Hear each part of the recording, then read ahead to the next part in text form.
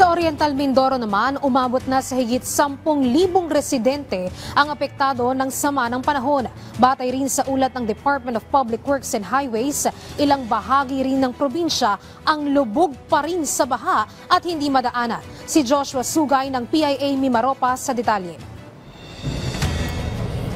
Umabot na sa 4,976 na kataong inilikas sa Oriental Mindoro dahil sa malawakang pagbaha, bunsod ng habagat na pinalakas pa ng mga bagyong sina Dante at Emong, ayon sa pinakahuling tala ng Provincial Disaster Risk Reduction and Management Office ngayong araw. Mula sa naturang bilang, 818 katao mula sa 216 na pamilya ang kasulukuyang nanunuluyan sa mga evacuation centers, habang 3,278 katao mula sa 718 na pamilya naman ang pansamantalang nakikituloy sa mga kamag-anak o kaibigan.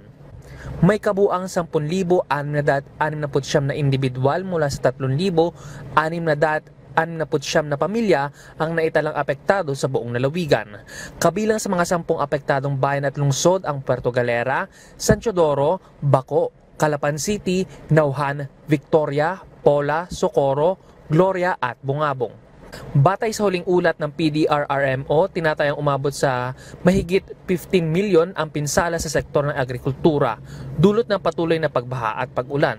Samantala, iniulat ng Department of Public Works and Highways na ilang kalsada sa probinsya ang nalubog sa baha at hindi madaanan kaya stranded ang ilang motorista.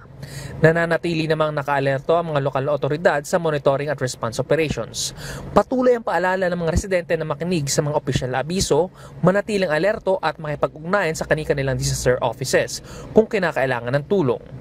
Mula rito sa Calapan City, Oriental Mindoro, para sa Integrated State Media, Joshua Sugay ng Philippine Information Agency Mimaropa.